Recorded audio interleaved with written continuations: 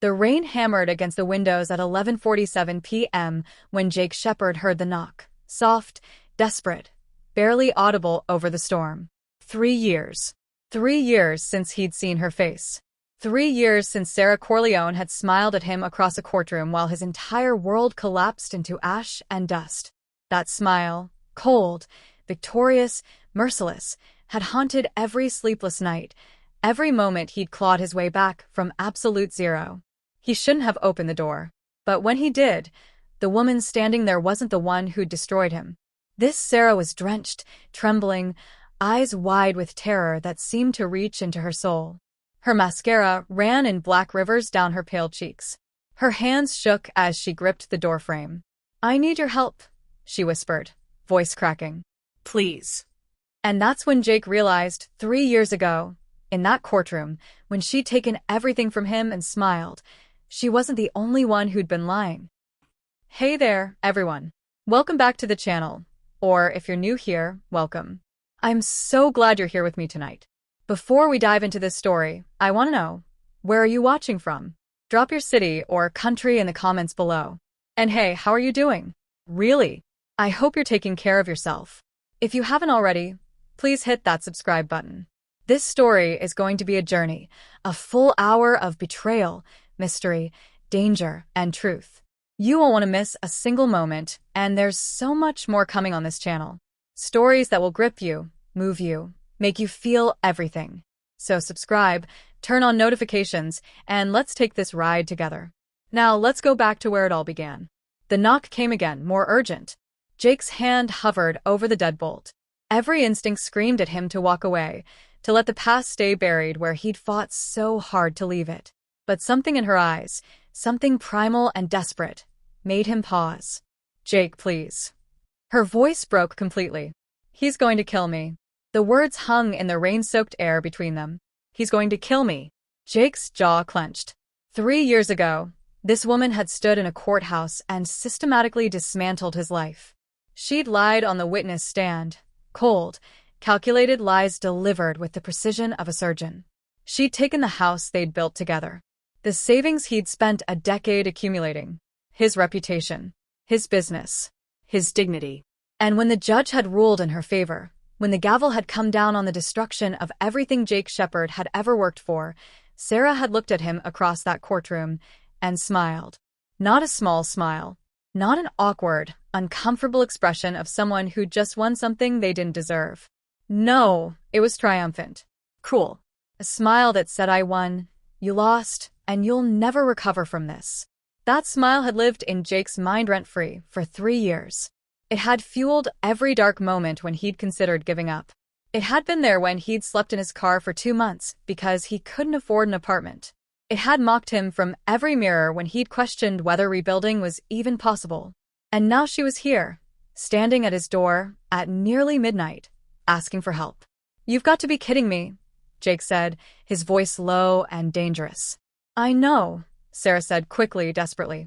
"I know what I did to you. I know you have every right to slam this door in my face. But Jake..." Her eyes darted past him, scanning the dark street behind her. "I'm not asking for me. I'm asking because if you don't help me, I'm dead by morning. And then you'll never know the truth about what really happened in that courtroom." Jake's hand tightened on the door. "The truth? The truth is you lied. You destroyed me. You smiled while you did it. That's what they wanted you to think." Sarah's voice dropped to barely a whisper. "Jake, everything that happened 3 years ago, it wasn't real. I was." She flinched as headlights swept past the end of his driveway. "Please, just let me inside. 5 minutes. If you don't believe me, I'll leave and you'll never see me again. But if I'm right, if he finds me out here..." She trailed off, genuine terror flooding her features. Jake had spent 3 years learning to read people.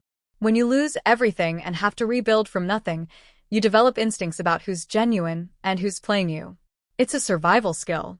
And every instinct he had was screaming that Sarah Corleone's fear was real. He stepped aside. She rushed past him, and he caught the scent of expensive perfume mixed with rain and something else, fierce sweat, sharp and acrid. As soon as she was inside, he locked the deadbolt and drew the curtains. The living room was sparse but comfortable. worlds different from the home they'd shared. That house had been full of their life together. Photos, memories, dreams. This apartment was minimal by necessity and choice. Clean lines. Neutral colors. No attachments. Sarah stood in the center of the room, dripping onto his hardwood floor, looking around like she'd entered a stranger's home. In a way, she had. The man who'd owned that other house, the one who'd loved her with everything he had. That man was dead. Jake had become someone else in the 3 years since the divorce. Someone harder. Someone who didn't trust easily. Someone who'd learned that love was just another weapon people use to destroy you. Talk, Jake said, crossing his arms. You've got 5 minutes. Sarah's hands trembled as she pushed wet hair from her face. She looked different than she had in court. Thinner. Older. The confident, polished woman who'd sat beside her lawyer and calmly destroyed his character was gone. This woman looked hunted. Do you remember David Strathairn? She asked. Jake's blood went cold. Of course he remembered. David Strathairn, his former business partner. The man who'd testified against him in the divorce proceedings, claiming Jake had been embezzling from their company. It had been a lie, but combined with Sarah's testimony about his supposed abuse and infidelity, it had been enough. The judge had believed them both. 2 weeks after the divorce was finalized, David had bought out Jake's share of the business for pennies on the dollar.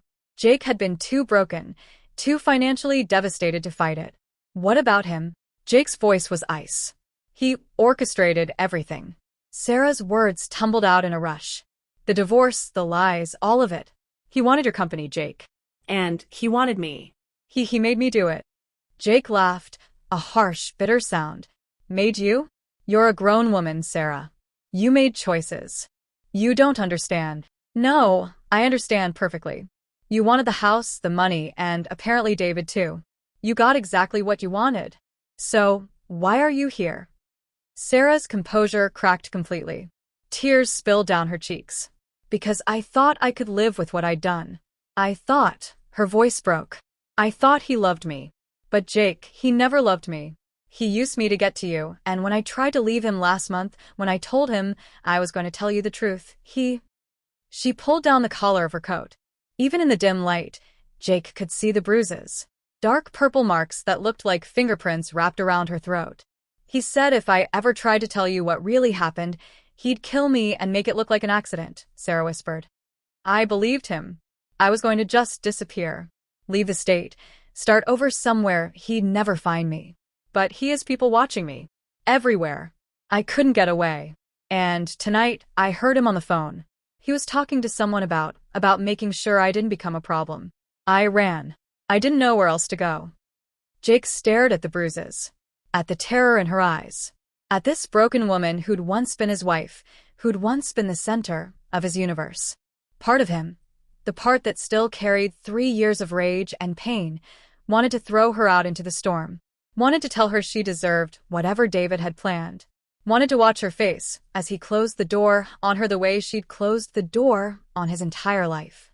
But there was another part, a smaller part, the part of him that remembered who he'd been before the divorce destroyed him. The man who'd believed in protecting people. The man who'd loved Sarah enough to build a life with her. That man whispered, "What if she's telling the truth?" "Show me proof," Jake said finally. "You can't just walk in here with a story and expect me to believe you after what you did." Sarah nodded quickly, fumbling with her purse. Her hands shook so badly she could barely work the zipper. Finally, she pulled out a phone, not her regular one, Jake noticed. A burner. "I recorded him," she said, pulling up an audio file. "Last week. He didn't know. I've been documenting everything since I realized what he really was." She hit play. David Strathairn's voice filled the room, unmistakable even through the tinny phone speaker. Asterisk. "Told you already. She's not a problem. I've got her exactly where I want her. She won't talk because she knows I'll destroy her the same way we destroyed Jake. The difference is, Jake was just business. Sarah? She'd be personal. And nobody would question it after her history of false accusations. Asterisk. Jake's world tilted. His history of false accusations.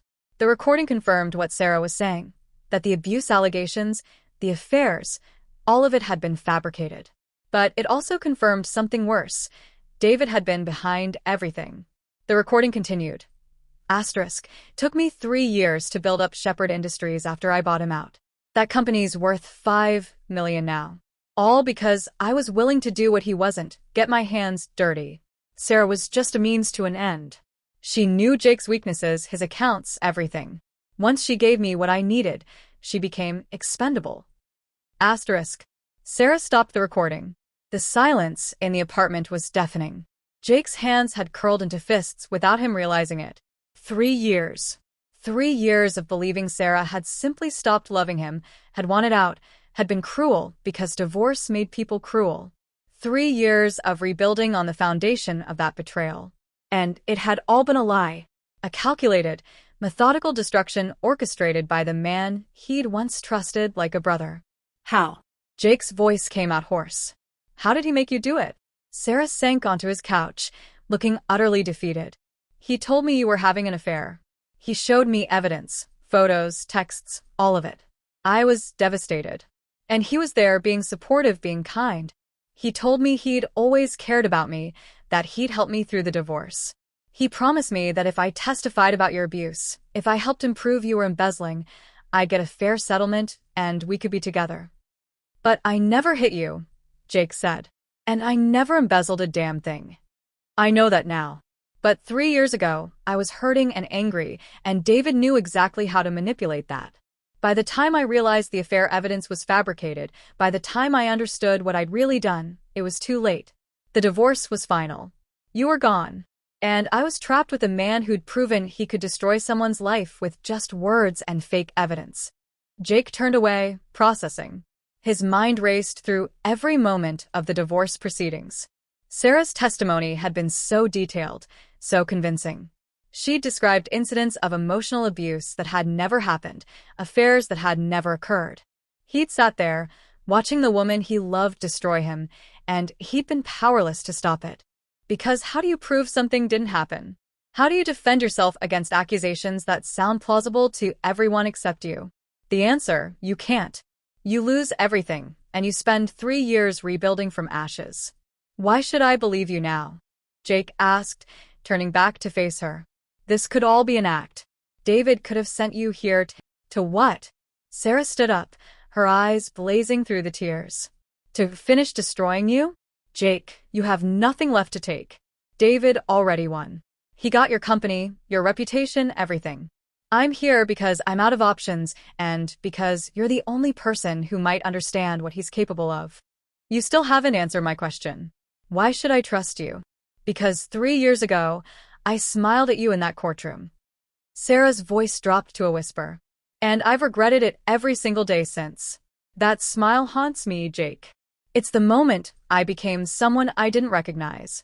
Someone capable of destroying an innocent person. And I need you to know, I need you to believe, that wasn't me. That was what he'd turned me into. Jake studied her face. The Sarah he'd married had been kind, gentle, incapable of cruelty. The Sarah in the courtroom had been a stranger. And this Sarah, desperate, terrified, broken, felt somehow more familiar than either of the others. But trust? Trust was something Jake had learned he could no longer afford.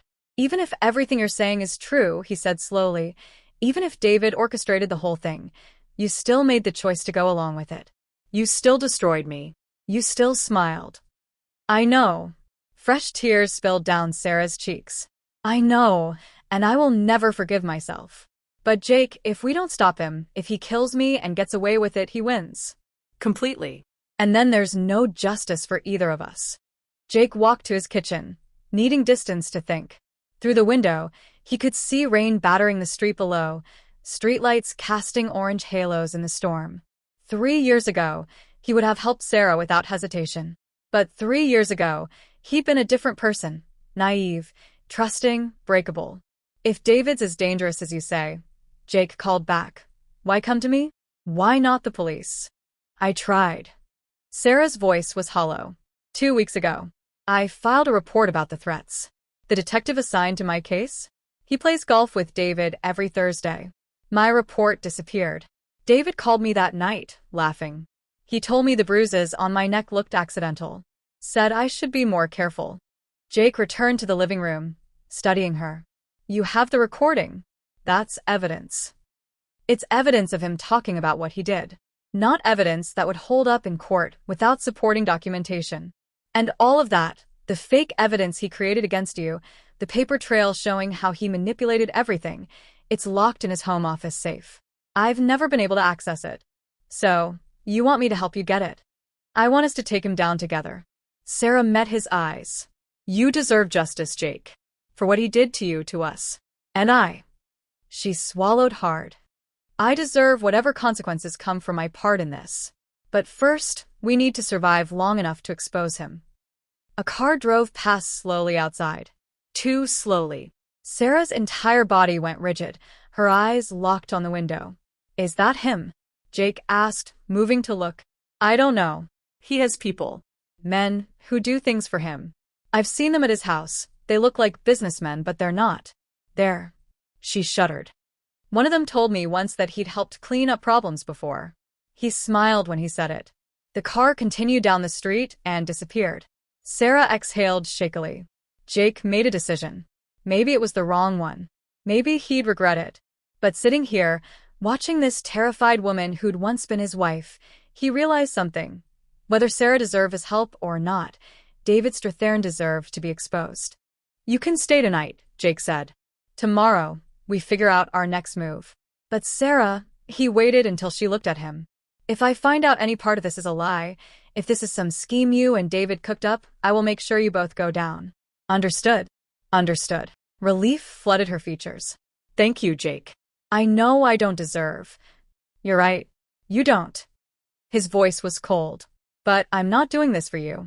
I'm doing it because David took 3 years of my life, and I want them back. Jake gave Sarah a blanket and pillow for the couch. She accepted them with trembling hands, looking small and lost in his sparse living room. As he headed toward his bedroom, she spoke. You've done well for yourself. Rebuilding, I mean. He paused. No choice. It was rebuild or give up completely. I thought about you. All the time. Wondered if you were okay. Don't. Jake's voice was sharp. Don't pretend you cared. You made your choice in that courtroom. I made a mistake. The worst mistake of my life. Mistakes are accidental. What you did was calculated. He started walking again, then stopped. That smile, Sarah. I need to know. Was that part of David's plan too? Silence. Then quietly. No. That was all me. I thought I was winning. Getting justice for betrayal that never happened. I was so convinced you'd wronged me that in that moment, I felt victorious. Her voice cracked. I didn't know David had manufactured everything. And by the time I found out, that smile was already burned into both our memories. Jake nodded slowly. At least that was honest. Get some sleep. Tomorrow's going to be complicated. He closed his bedroom door and sat on the edge of his bed, head in his hands. The apartment felt different now, contaminated by the past he'd worked so hard to escape. But beneath the anger and betrayal, something else stirred. A familiar feeling he'd thought was dead. Hope. The possibility that maybe, just maybe, his destruction hadn't been his fault. That the man he'd been, the one who'd loved deeply and believed in trust, hadn't been weak or stupid. He'd simply been the victim of someone else's greed. That thought should have brought comfort. Instead, it brought rage. Pure, focused rage at David Strathairn. Jake pulled out his laptop and began searching.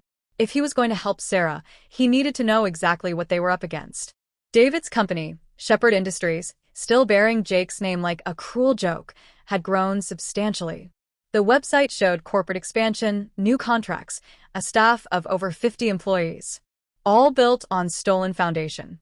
Jake Duc Dipper, searching news archive. There, a small article from 6 months ago. David Strathairn photographed at a charity gala with Sarah on his arm. She was smiling in the photo, but Jake could see it now. The smile didn't reach her eyes. And David's hand on her waist looked less like affection and more like possession. How had he missed this? He deliberately avoided anything connected to his old life, cutting himself off completely to heal. That self-imposed blindness had left him ignorant of what Sarah had been enduring. Not that it excused what she'd done, but it complicated his feelings in ways that made his chest tight. A soft knock interrupted his research. Jake. Sarah's voice through the door. Are you awake? He opened it. She stood there in the dim hallway, still fully dressed, looking haunted. "Can't sleep?" he asked. "Every time I close my eyes, I see him. Or I see you in that courtroom, watching everything fall apart." She wrapped her arms around herself. "I know I don't have the right to ask, but can we talk? Really talk? I need you to understand what happened. All of it." Against his better judgment, Jake nodded. They returned to the living room, sitting on opposite ends of the couch, physical distance representing the chasm between them. Sarah began talking, and Jake listened to the story of his own destruction from her perspective. "It started 8 months before I filed for divorce," Sarah said, staring at her hands. "David invited us to dinner, do you remember? He'd just gotten divorced himself, said he was lonely and wanted company." Jake remembered. He'd felt bad for David, whose wife had left him suddenly. They'd gone to dinner several times over the following weeks, trying to support their friend. "He started texting me separately," Sarah continued. "Nothing inappropriate at first. Just, 'how are you' messages, jokes, asking for advice about getting back into dating. I thought I was helping a friend. Then he started sharing more personal things, telling me he'd always admired our marriage, wished he'd found someone like me. And you didn't tell me. I should have. But it felt harmless. He was hurting and I was being supportive. Then one night, he asked me to meet him for coffee. Said he needed advice about a woman he was interested in. When I got there..." She paused, swallowing hard. "He showed me photos of you, with another woman, kissing her outside a hotel." Jake's jaw clenched. "Which were fake. I know that now. But they looked real, Jake. The woman's face was turned away, but your face was clear. The timestamp showed it was from a business trip you'd taken the month before. David had details, her name, supposedly. How long it had been going on. He said he'd struggled with whether to tell me, but he cared about me too much to let me be played." "So you believed him immediately?" "Not immediately. I confronted you, do you remember? Asked if something had happened on your trip." Jake did remember. Sarah had been distant for weeks, asking strange questions about his travel. He'd thought she was stressed about work. "I told you nothing happened because nothing did happen. And I wanted to believe you. But David kept showing me more evidence. Text messages between you and this woman. Hotel records. He'd fabricated everything so perfectly." Sarah's voice broke. "I was devastated. The man I loved was living a double life, and my friend was the only one willing to tell me the truth. Except it wasn't truth, it was poison, and I drank every drop. And then he made his move. He was subtle about it. Offered comfort. Listened when I cried. Told me I deserved better. When I said I wanted a divorce, he offered to help me find a lawyer, his lawyer, it turned out. A man who worked with him to build the case against you." Jake stood, pacing. "The embezzlement charges. How did he fake those? He had access to the company accounts as your partner. He moved money, created false documentation, made it look like you'd been siphoning funds for years. By the time the forensic accountant looked at the books during the divorce proceedings, everything pointed to you. And you testified about abuse that never happened. David coached me, told me that abusers hide their behavior, that emotional abuse is subtle. He helped me remember incidents differently. Times you were tired or stressed became examples of you being cruel or controlling. Normal disagreements became evidence of your temper. He twisted every memory until I couldn't tell what was real anymore." Jake stopped pacing, turning to face her. "And the smile? How does he explain that?" Sarah's face crumpled. "He doesn't know about the smile. That was my moment of, God, Jake, I don't even know what to call it. Triumph? Vindication? I thought I was getting justice for betrayal. I thought you deserved to see me win after what you'd done. And the moment I did it, the moment I saw your face." She covered her mouth, sobbing. "I knew. Deep down, I knew something was wrong. But I'd already done it. Said all those things under oath. Destroyed you. And I couldn't take it back." "When did you realize David had lied?" 2 months after the divorce was final. I was living with him by then. He'd convinced me to sell the house and move in. He was drinking one night, celebrating some business deal. He got careless, made a comment about how easy it had been to create the narrative that destroyed you. I asked what he meant. He laughed it off, but I started paying attention. Found discrepancies in his stories. Realized the woman in those photos looked suspiciously like someone he'd dated briefly. And then I found his planning documents." Sarah pulled out her phone again, opening a photo folder. I photographed these before he caught me snooping. Look. She handed Jake the phone. The images showed handwritten notes in David's distinct scrawl. Asterisk timeline for S acquisition. Month 1. Plant seeds of doubt. Month 2. Show evidence. Month 3. Offer support.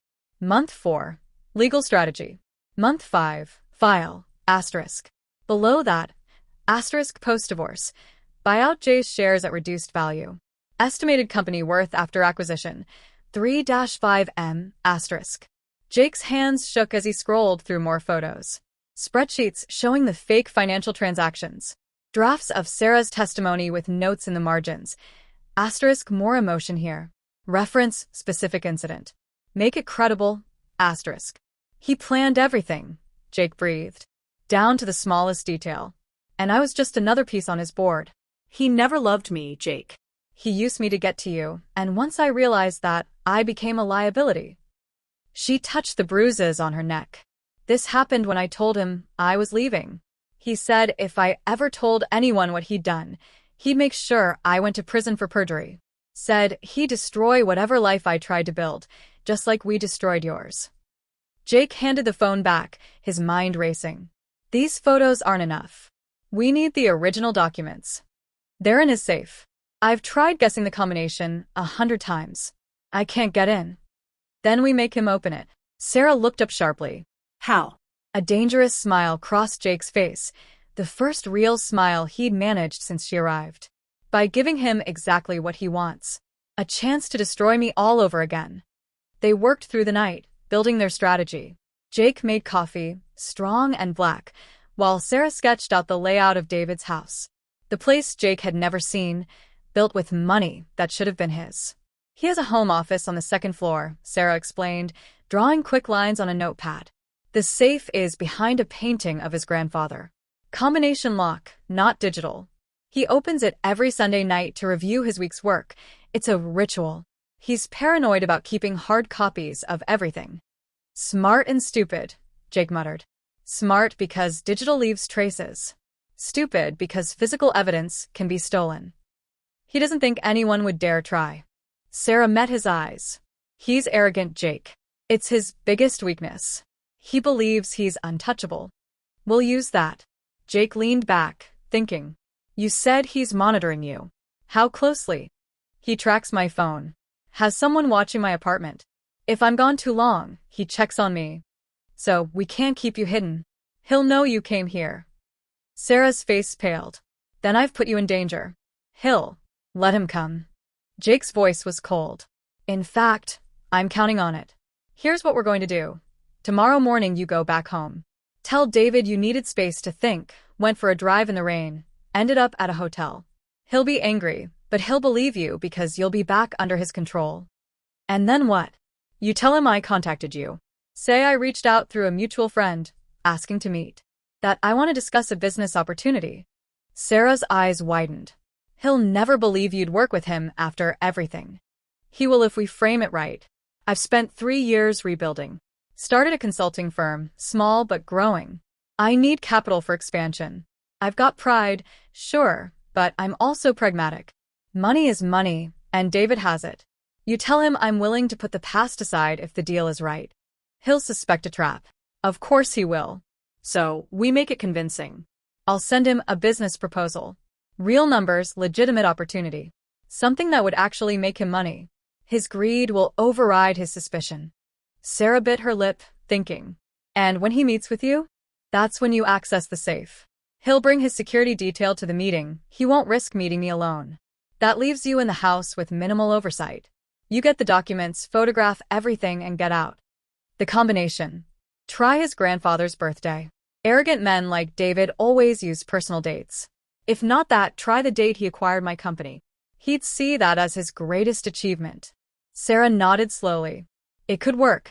But Jake, if something goes wrong, then we both go down fighting. Which is better than what David has planned for you. He paused. There's one more thing. The recording you have of him? We need more. We need him to confess on tape to everything, the fake evidence, the manipulation, the threats. One recording might not be enough, but multiple recordings combined with the physical documents? That's the case. How do I get him to confess? You don't. I do. During our meeting, I'll wear a wire. I'll push him, make him think he's won completely. His ego won't be able to resist gloating. They spend the next 2 hours refining the plan, anticipating problems, creating contingencies. As dawnlight began filtering through the windows, Jake realized something had shifted between them. They were working as partners again, the way they used to when facing challenges together. It didn't erase what she'd done, didn't heal the wounds, but it reminded him of who they'd been before David poisoned everything. I need to ask you something, Sarah said as she prepared to leave. If we pull this off, if we destroy David and get justice, what happens to us? Jake met her eyes. I don't know. 3 years ago, I would have forgiven you anything. Now. He trailed off. Let's focus on surviving first. We can figure out the rest after. She nodded, disappointment flickering across her face. Fair enough. Jake, thank you. For helping me. For believing me. I'm not doing it for you, he reminded her. I'm doing it for me. But as she left, disappearing into the gray morning, Jake wondered if that was entirely true. Because some part of him, the part that had loved her completely, still existed beneath all the scar tissue. And that part was whispering that maybe, just maybe, people could be redeemed. Even people who destroyed you and smiled. 3 days later, Jake sat in a downtown restaurant across from David Strathern. The man looked exactly as Jake remembered. Expensive suit, styled hair, confident smile. But now Jake could see what he'd missed before, the predatory gleam in David's eyes. The way he assessed everything like a hunter evaluating prey. Jake Shepard, David said, extending his hand. It's been a long time. Jake forced himself to shake it, fighting the urge to break David's fingers. 3 years. You've done well for yourself. Sarah mentioned you'd started a consulting firm. Impressive, given. David trailed off meaningfully. Given that you destroyed my life? Jake smiled coldly. Let's not pretend this is a friendly reunion, David. You wanted my company, you got it. That's business. I'm here because I have an opportunity that could benefit us both. David leaned back, intrigued. I'm listening. Jake laid out his proposal, a consulting contract for a mid-sized tech firm looking to expand. It was legitimate. Jake had been working the deal for months. But he'd structured it to require significant capital investment up front, the kind David's company could easily provide in exchange for a substantial share of the profits. Why come to me? David asked. You could find investors elsewhere. Because you have something they don't. Connections in the industry I'm targeting. And because... Jake paused, letting reluctance show. Because you were right about business being business. What happened between us was personal. This is professional. I've learned to separate the two. It was exactly what David's ego needed to hear, that Jake had accepted defeat, moved on, learned from his mistakes. David's smile widened. I appreciate the pragmatism, though I have to wonder what Sarah thinks about us working together. Sarah and I have no relationship. What you two do is none of my business. Jake kept his voice neutral, knowing David was testing him. Still, it's interesting that she mentioned running into you last week. Said you seemed different. Harder. Jake's pulse quickened, but he kept his expression blank. So David knew Sarah had come to him. This was the moment. Push too hard and David would bolt. Play it too casual, and he'd suspect a trap. She looked good, Jake said carefully. Happy. I'm glad things worked out for her. Are you? David's eyes glittered. Because most men in your position would be bitter. You lost everything, Jake. Your wife, your company, your reputation. And here I am with all of it. The bait was clear. David wanted him angry, wanted to see if this was real or an act. Jake forced a laugh. You want me to be angry? Fine. I was furious for about 2 years. Spent every day thinking about revenge, about justice, about getting back what you took. He paused. And then I realized something. Being angry was just letting you destroy me twice. So, I let it go. Built something new. And now I'm here, offering you a legitimate business opportunity, because holding grudges is expensive and I've got bills to pay. It was the perfect response. Pragmatic, honest enough to be believable, and exactly what a man like David would understand. Money over emotions. Survival over pride. David considered for a long moment, then nodded. All right. Send me the full proposal. I'll have my lawyers review it, but if the numbers work, we'll move forward. He stood, signaling the end of the meeting. It takes a strong man to put the past aside. I respect that. Jake stood as well, forcing himself to shake David's hand again. Business is business. As David walked away, flanked by the two large men who'd been sitting at a nearby table, his security, obviously, Jake exhaled slowly. Phase 1 complete. David had taken the bait. Now they just had to spring the trap without getting killed in the process. That night, Sarah called from a burner phone. He bought it. He's meeting with his lawyers tomorrow to review your proposal. Good. That means he'll be out of the house for at least 3 hours. Can you get to the safe during that window? Yes. Jake. She hesitated. He's been different since I told him about seeing you. More possessive. He barely lets me out of his sight. I think he suspects I told you something. Can you handle it? I have to. Her voice was steady despite the fear underneath. We're too close to back out now. They finalized the timing. Tomorrow at 2 p.m., David would be in his lawyer's office downtown. Sarah would have her window, and Jake would be ready to move the moment she confirmed she had the documents. But plans, as Jake had learned the hard way, rarely survived contact with reality. The call came at 1:47 p.m. the next day. Sarah's voice was panicked, breathless. He knows. Jake, he knows something's wrong. He canceled the lawyer meeting last minute, came back to the house. He's asking questions. Where did I really go that night in the rain? Why am I suddenly interested in his office? Why? A male voice in the background, sharp and angry. David. Sarah, who are you calling? Nobody, I was just. The sound of the phone being ripped away. Then David's voice, cold and clear. Hello, Jake. I had a feeling you'd be on the other end. You almost had me convinced, you know. The business proposal, the pragmatic act. Very well done. But then I started thinking about the timing. Sarah disappears for a night in a storm, comes back scared. You suddenly contact me with an opportunity. Too convenient. Jake's blood ran cold. If you hurt her, you'll what? Call the police? Please do.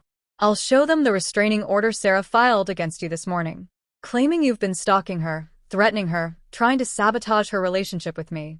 I have text messages she sent to her friends, my friends actually detailing your harassment. Very convincing. You son of a... Here's what's going to happen, David continued, his voice taking on a lecturing tone. You're going to forget this foolish revenge attempt. Sarah is going to remember her place. And we're all going to move on with our lives. Because if you push this, Jake, I will bury you so deep that 3 years will look like a vacation. I'll have you arrested for stalking, harassment, maybe even attempted assault. By the time I'm done, you won't be able to get a job flipping burgers. Let me talk to Sarah. Sarah doesn't want to talk to you. In fact, Sarah has realized that trying to betray me was a mistake. Haven't you, darling? A pause. Then Sarah's voice, flat and defeated. I'm sorry, Jake. I shouldn't have dragged you into this. David's right. I need help, just not from you. The line went dead. Jake stared at his phone, mind racing. That last message from Sarah, it was wrong. The words were right, but the tone was off. She was trying to tell him something. I need help, just not from you. Not from him alone. She needed help, but David was listening, so she couldn't say it directly. Which meant she'd had a backup plan all along, something she hadn't told Jake about. He pulled out his laptop and opened the photos Sarah had sent him of David's notes. There, in the corner of one image, partially visible, another piece of paper with a name and number. Jake enhanced the image. Detective Sarah Chun, Internal Affairs. Sarah had gone to the police about David. When her report disappeared, she'd taken it higher, to Internal Affairs, investigating the detective who'd buried her complaint. And if she'd given them the recording, if she'd been building a case. Jake grabbed his phone and called the number. A woman answered on the second ring. Detective Chun. My name is Jake Shepard. I think you've been in contact with Sarah Corleone. A pause. Mr. Shepard. Sarah mentioned you might call. Are you somewhere safe? Yes. But Sarah isn't. David Strathern has her at his house. He knows she was working with me, and I think he's going to... Jake couldn't finish the sentence. We've had eyes on Strathern's residence for the past week, Detective Chun said calmly. Sarah's been feeding us information, but we needed to confirm a few details before we could move. You were her backup plan. If something went wrong, she was supposed to get the physical evidence from his safe. Did she succeed? No. He figured it out before she could access it. Then we move now. Mr. Shepard, I need you to stay where you are. We're executing a warrant on Strathern's property within the hour. If Sarah's in danger. She is. Please, you have to. We're already in motion. The line clicked off. Jake stood in his apartment, feeling utterly helpless. An hour. 60 minutes. Anything could happen in that time. He grabbed his keys. He knew he should wait, let the police handle it. But Sarah was in that house because of him, because she'd tried to help him get justice. And if David realized the walls were closing in, Jake was out the door before he could talk himself out of it. David Strathern's house was a monument to stolen success. 3 stories of glass and stone, manicured lawn, fountain in the circular driveway. Jake parked down the street, watching. 2 black SUVs sat in the driveway. Security. He couldn't just walk in. But he couldn't sit here either, knowing Sarah was inside with a man who'd proven he was willing to destroy lives. Then he saw it, a ground floor window, partially open. The office Sarah had mentioned. David's sanctuary, where he kept his secrets. Jake moved quickly, staying in the shadows. The neighborhood was wealthy enough that no one was outside at 3 p.m. on a weekday. He reached the window and listened. Voices upstairs muffled. Angry. He climbed through. The office was exactly as Sarah had described. Mahogany desk, expensive art, walls lined with achievements and photos. And there, behind the painting, the safe. Jake pulled out his phone, pulling up the dates Sarah had mentioned. David's grandfather's birthday. He tried the combination. Nothing. The date David acquired Jake's company. The safe clicked open. Inside, folders. Dozens of them. Jake pulled out his phone and started photographing, working as fast as he could. Fake evidence he'd supposedly created showing embezzlement. Sarah's testimony, edited and annotated. Communications between David and the lawyer. Financial records showing how David had systematically siphoned company funds and blamed Jake. All of it. Everything they needed. I had a feeling you'd show up. Jacques Spoon. David stood in the doorway, flanked by his security. But he was smiling, not concerned. You really think you're walking out of here with that? David asked. Please. This is my house. You broke in. Anything you take is inadmissible, fruit of the poisonous tree. My lawyers will have it all thrown out. I'm not the police, Jake said quietly. I don't need it to be admissible in court. No? Then, what's your plan? Expose me on social media? Go to the press with your sob story? David laughed. I'll sue you for defamation. Bury you in legal fees. You'll spend the rest of your life in debt fighting me. Or, a new voice said, he could give everything to us. Detective Chin appeared behind David's security team, flanked by 6 uniformed officers. David's men stepped aside immediately, hands visible, not stupid enough to interfere with police. David's face went white. You have no warrant for. Actually, we do. Chun held up papers. Warrant to search the premises for evidence of fraud, conspiracy, witness tampering, and about 6 other crimes. Sarah Corleone's been very helpful. The recording she made of you describing how you destroyed Mr. Shepard? That was enough for a judge.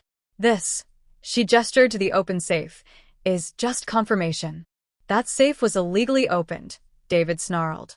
I didn't give anyone the combination. No, but Sarah did. She's listed as a resident of this house, which gives her legal access. And she provided the combination to us as part of her cooperation agreement. Mr. Shepard. Chun turned to Jake. You need to step away from the evidence now, please. Jake moved back, watching as Chen's team began cataloging the safe's contents. David stood frozen, his carefully constructed empire crumbling in real time. Where's Sarah? Jake asked. Upstairs. Safe. She locked herself in a bathroom when she heard you breaking in, smart woman. We'll need statements from both of you. But, Chin paused, a rare smile crossing her professional features. I think you'll both be going home tonight. Mr. Strathern, on the other hand, has quite a long night ahead of him. As officers read David his rights, Jake felt something he hadn't experienced in 3 years. Vindication. Not revenge. That would imply he'd destroyed David. But justice? Yes. That was happening right now in real time, as the man who'd stolen everything finally faced consequences. David locked eyes with Jake as the handcuffs clicked on. "This isn't over." "Yeah," Jake said quietly. "It is." 2 months later, Jake sat in a courthouse, a different one than where his life had been destroyed. This time, he was watching David Strathairn's life unravel with methodical precision. The evidence had been overwhelming. Fraud, witness tampering, coercion, conspiracy. The forensic accountants had traced everything, unraveling the web of lies David had constructed. Sarah's testimony, combined with the recordings and documents, had built an airtight case. David's lawyers had tried everything: plea deals, technicalities, character witnesses. Nothing worked. The judge was thorough, unmoved by arguments that David was a successful businessman who'd made minor ethical lapses. "This defendant," the judge said, reading the sentence, "showed premeditated malice in systematically destroying an innocent man's life for personal gain. He manipulated witnesses, fabricated evidence, and showed no remorse." This court sentences David Strathairn to 8 years in federal prison, with no possibility of parole for the first 4 years.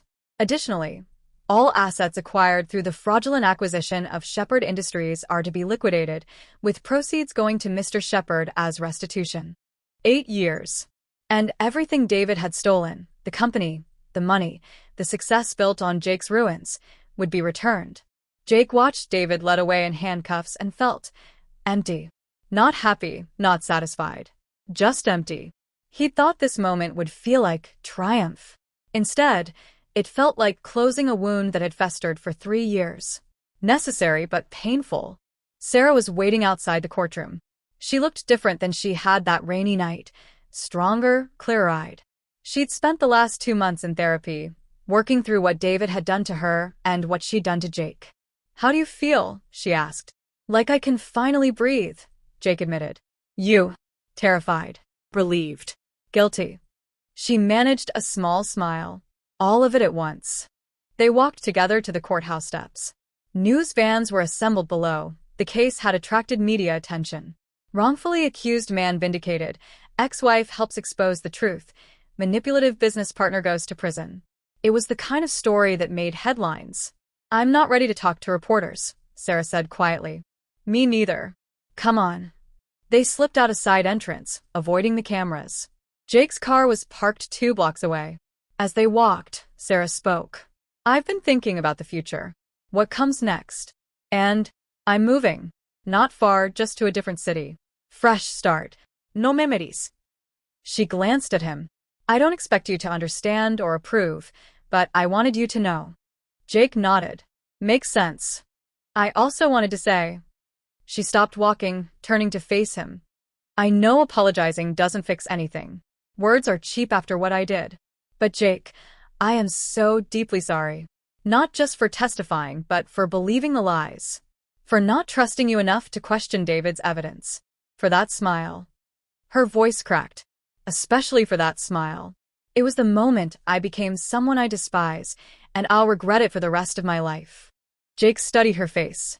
The woman who'd destroyed him. The woman who'd helped save him. They were the same person, but also completely different people. "I forgive you," he said quietly. Sarah's eyes widened. "You what?" "I forgive you. Not because you deserve it or because it erases anything, but because holding on to it is just letting David win a different way." Jake paused. "You were manipulated by someone who knew exactly how to exploit your vulnerabilities. You made terrible choices, but they came from a place of pain David created. And when you figured out the truth, you risked everything to make it right. That counts for something." Tears streamed down Sarah's face. "Thank you. God, Jake, thank you. But forgiveness doesn't mean reconciliation," he continued. "What we had, that's gone. We're different people now. You need your fresh start and I need mine." "I know. I needed to hear that you don't hate me." "I don't hate you." Jake surprised himself by realizing it was true. "I hate what happened. But you're just someone who got caught in the same trap I did. We both survived. That's enough." They reached his car. Sarah hesitated, then held out her hand. "Goodbye, Jake Shepherd. I hope your new start is everything you deserve." He shook it. "Goodbye, Sarah. I hope you find peace." She walked away, disappearing into the city crowds. Jake watched her go, feeling the final thread connecting them snap. It hurt, but in a clean way, like removing a bandage from healed skin. 6 months after David's sentencing, Jake stood in front of a building with a familiar name, Shepherd Industries. His company returned to him. The employees David had hired were nervous, worried about mass firings, restructuring, revenge. Jake's first act as restored CEO was calling an all-hands meeting. "I know you're worried," he told the assembled staff. "You worked for a man who committed fraud. But here's what I see, a company of talented people who did good work, regardless of who is signing the paychecks. David Strathairn's crimes don't reflect on you. So here's what's going to happen. Nobody's getting fired for being associated with him. Your jobs are safe. This company is moving forward, not backward." The relief in the room was palpable. And in that moment, Jake realized something. He'd not only gotten his company back, he'd gotten something more valuable. He'd proven that destruction doesn't have to be permanent, that people can rebuild, that justice, while slow, sometimes arrives. His phone buzzed. A text from an unknown number. *, congratulations on getting your company back. You deserved that and more. *. Jake smiled and deleted the message. Sarah was right. He deserved this. Not because he was special or perfect, but because he'd been innocent and hadn't given up. That evening, Jake sat in his new office, the one that had been David's, and looked out at the city. 3 years ago, he'd lost everything. Tonight, he had more than he'd started with. Not just the company and the money, but something David's scheme had inadvertently given him. Strength. Perspective. The knowledge that he could survive anything. His receptionist knocked. "Mr. Shepherd? There's someone here to see you. She doesn't have an appointment, but she says it's important." "Send her in." A woman entered, mid-30s, professional attire, confident smile. Not Sarah. Someone new. "Mr. Shepherd?" I'm Jennifer Moss. "I run a nonprofit that helps people wrongly accused of crimes navigate the legal system. I read about your case, and I wanted to talk to you about something." I'm listening. "We need advocates. People who've been through it and can help others understand they're not alone. I know you're busy rebuilding your company, but if you'd consider speaking to groups, maybe doing some consulting work." She paused. "The system failed you. You could help make sure it doesn't fail others." Jake considered.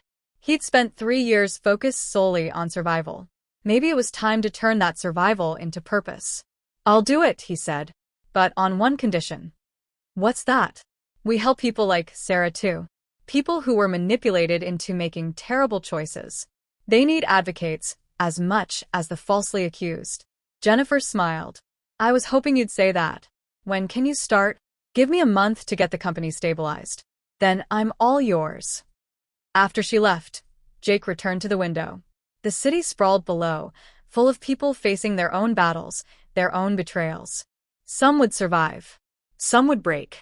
But all of them deserved the chance to rebuild. 3 years ago, Sarah had destroyed him in court and smiled. Tonight, he was whole again, not because of revenge or bitterness, but because he'd chosen to transform pain into purpose. The past couldn't be changed. That smile would always be part of his story, but it no longer defined him. He'd become something David and Sarah's betrayal hadn't anticipated, stronger for the breaking, wiser for the rebuilding, and determined to use his second chance to help others find theirs. Jake Shepherd had lost everything and clawed his way back. And now, finally, he was ready to move forward, not away from his past, but beyond it. Thank you so much for staying with me through this entire journey. This story of betrayal, survival, and redemption proves that even our darkest moments can become our greatest strengths. If this story moved you, if you felt Jake's pain and celebrated his victory, please leave a comment below. Tell me what part hit you hardest. And if you haven't already subscribed, hit that button now because I've got more stories like this coming, stories that will make you feel everything. Thank you for being here. Until next time, remember, you're stronger than whatever tried to break you.